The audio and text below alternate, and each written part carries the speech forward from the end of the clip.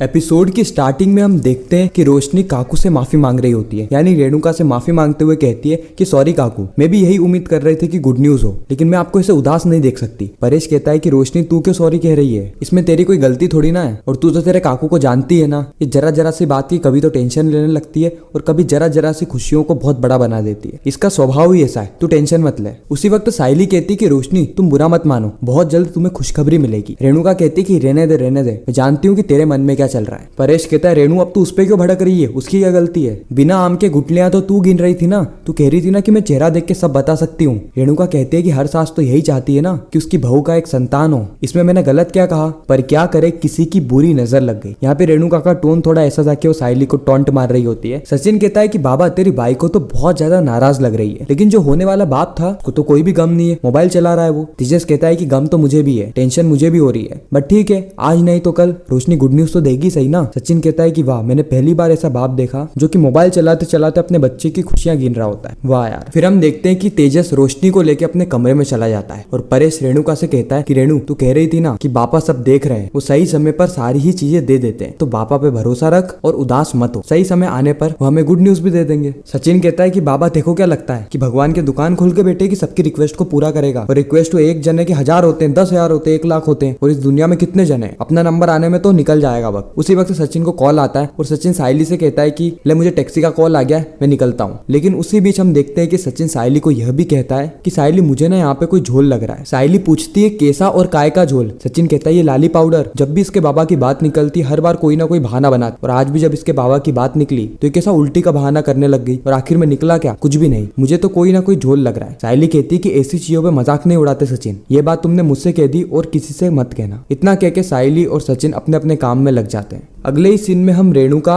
और उसकी दोस्त शकुंतला को देखते हैं, जहाँ पे शकुंतला रेणुका से पूछ रही होती है कि तू इतनी उदास क्यों है। रेणुका कहती है कि रोशनी प्रेग्नेंट नहीं है, इससे मैं उदास नहीं हूँ, मैं उदास तो इस बात से हूँ कि कहीं वो साइली प्रेग्नेंट ना हो जाए, तूने देखा ना सचिन और साइली की करीबियां बढ़ती जा रही है। शकुंतला कहती है तो इसमें क्या दिक्कत है, उसे ही बच्चा होगा तो तू दादी ही बनेगी ना, तू कोई दादा थोड़ी ना बन जाएगी। रेणुका कहती है कि शकु तू कुछ भी बातें कर रही है। परेश की आई ने यह बात लिखी है कि इस घर की जो भी सबसे बड़ी बहू रहेगी उसके नाम वो सारी संपत्ति करने वाली है, और मैं नहीं चाहती कि सारी संपत्ति उस फूल वाली के नाम हो जाए, भले पहले रिया के नाम हो जाए, रिया माँ बन जाए। शकुंतला कहती है उसके लिए रिया घर पे भी तो होनी चाहिए ना, आकाश और रिया साथ भी तो होने चाहिए ना, तो फटाफट रिया को कॉल कर। फिर हम देखते हैं कि रेणुका रिया को कॉल करती है और रिया से कहती है कि रिया बेटा तुम कैसी हो। रिया कहती है कि आंटी आप तो मुझसे ऐसे बात कर रही है जैसे कि आपने सदियों से मुझसे बात ही नहीं करी हो, कल ही तो हम मिले थे। रेणुका कहती है कि हाँ वो सब तो ठीक है बेटा, तो ये बता कि तू घर कब आ रही है। रिया कहती है कि आंटी आपको सही में लगता है कि इतना सब कुछ होने के बाद मैं घर आऊंगी, उस सचिन ने मेरे बाबा की कितनी बदनामी करी है, इतने सारे लोगों के बीच में उसने कितनी ज्यादा डिसरिस्पेक्ट करी है। रेणुका कहती है कि अब सचिन का क्या ही कर सकते हैं, तू भी जानती है मैं भी उससे बहुत ज्यादा परेशान हूँ और उसकी तरफ से मैं माफी भी मांगती हूँ। रिया कहती है कि आंटी आप उसकी तरफ से माफी क्यों मांगेगी, और आपके उसके माफी मांगने से क्या होगा, क्या रिस्पेक्ट वापस आ जाएगी। अभी मुझे थोड़ा काम है, मैं आपसे बाद में बात करती हूँ। इतना कह के रिया फोन को काट देती है। रेणुका कहती है उसके तेवर तो देखो, ऐसा लगता है कि ये मेरी सास है। शकुंतला रेणुका से पूछती है कि क्या कहा उसने। रेणुका कहती है कि उसने जो कुछ भी कहा ना उससे मुझे यह तो पता चल गया कि वो जल्दी इस घर में वापस तो नहीं आने वाली। अब यह सारी ही बातें रिया के मॉम और डैड सुन लेते हैं। रिया की मॉम रिया के पास आती है और कहती कि रिया तूने एकदम सही डिसीजन लिया है,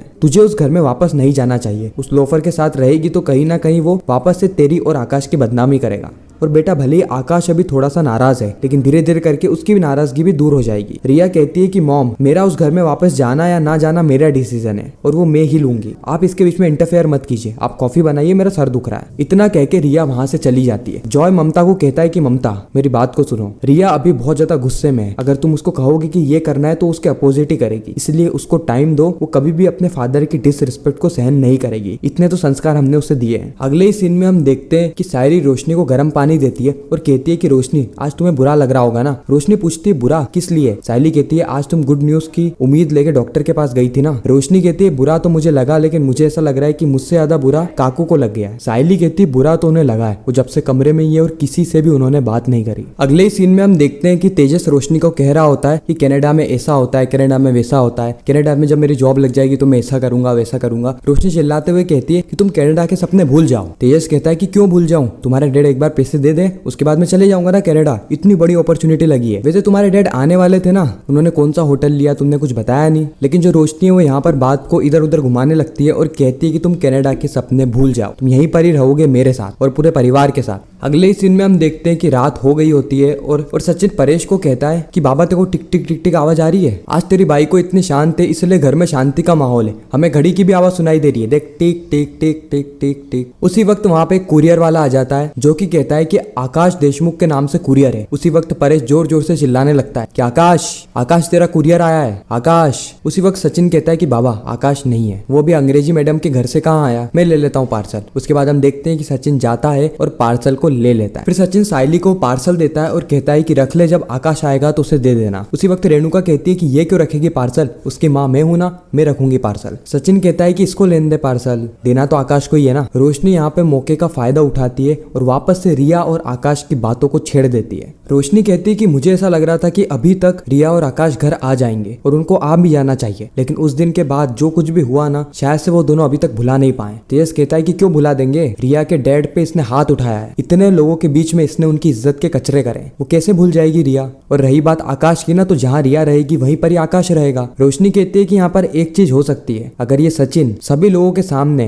रिया के डैड से माफी मांग ले तो हो सकता है कि वह रिया को वापस से घर में भेज दे। सचिन कहता है कि मैं उससे माफी मांगूंगा, हो ही नहीं सकता। हाँ तब जरूर हो सकता है कि अगर वो मेरी बाइकों से सभी के सामने माफी मांगे तो। रेणुका कहती है कि वो तेरी बाइकों के सामने माफी मांगेंगे, ये होती कौन है, मुझे तो मेरे आकाश की चिंता है, पता नहीं वो घर आएगा कि नहीं। परेश कहता है क्यों नहीं आएगा वो घर बिल्कुल आएगा, मुझे मेरे आकाश पे भरोसा है, उसे अपने परिवार से जो लगाव है ना वो कम नहीं होगा, वो जरूर घर पे आएगा। अभी थोड़ा नाराज है लेकिन जैसे उसकी नाराजगी शांत होगी वो दौड़ा दौड़ा घर पे आ जाएगा रिया को लेकर। पहले हम सब एक ही घर के नीचे रहते थे, पता नहीं किसकी नजर लग गई। तेजस कहता है पापा किसी की नजर नहीं लगी, इसका हाथ लगा है। परेश कहता है आकाश आएगा, जरूर आएगा, ये उसी का घर है, रेणु तू परेशान मत हो, मुझे यकीन है ना वो आएगा, मतलब आएगा। परेश की ऐसी हालत को देख के सचिन को भी बिल्कुल भी अच्छा नहीं लगता है। सचिन का भी अंदर से दिल टूट जाता है क्योंकि सचिन इस पूरे ही घर में सबसे ज्यादा अगर किसी का सम्मान करता है, सबसे ज्यादा किसी का इज्जत करता है तो वो है परेश। जस्ट अगले ही सीन में हम देखते हैं कि जब सचिन दूध पी रहा होता है उसी वक्त तो साइली से कहता है कि कल मैं जाऊंगा और वो आकाश से बात करूंगा और उसे घसीट के इस घर में लेकर आऊंगा। साइली कहती है कि मैं भी रिया से बात करने जाऊंगी। अब हमें अगला सीन बताया जाता है जहाँ पर सुबह हो गई होती है और साइली जाती है रिया के स्टूडियो में रिया से बात करने के लिए। वहीं पर सचिन पहुंचता है आकाश के रेस्टोरेंट में आकाश से बात करने के लिए, लेकिन इन दोनों की बहुत ज्यादा नाराजगी रहती है जिसे कि सचिन और साइली सुलझा नहीं पाते। और इसी के साथ यह एपिसोड यहीं पर ही खत्म हो जाता है। इस सस्पेंस और ट्विस्ट के साथ कि आगे क्या होगा, किस तरीके से सचिन और साइली रिया और आकाश को मनाने वाले, क्या ये दोनों सही में मान के वापस घर आ जाएंगे या फिर कहानी कुछ अलग ही मोड़ लेने वाली है, कहानी के अंदर कुछ अलग ही ट्विस्ट एंड टर्न्स आने वाले, ये सारी चीजें हमें पता चलेगी उड़ने की आशा के आने वाले एपिसोड्स में। और ऐसे ही उड़ने की आशा के रेगुलर रिकैप्स और अपकमिंग स्टोरी टेलीविजन से भी पहले जानने के लिए हमारे चैनल को सब्सक्राइब जरूर करें। आपको यह वीडियो कैसी लगी कमेंट सेक्शन में जरूर बताना। अगर वीडियो अच्छी लगी हो तो वीडियो को लाइक करके चैनल को सब्सक्राइब करके ज्यादा से ज्यादा लोगों को ये वीडियो शेयर करना ताकि हमारी फिर से मुलाकात हो।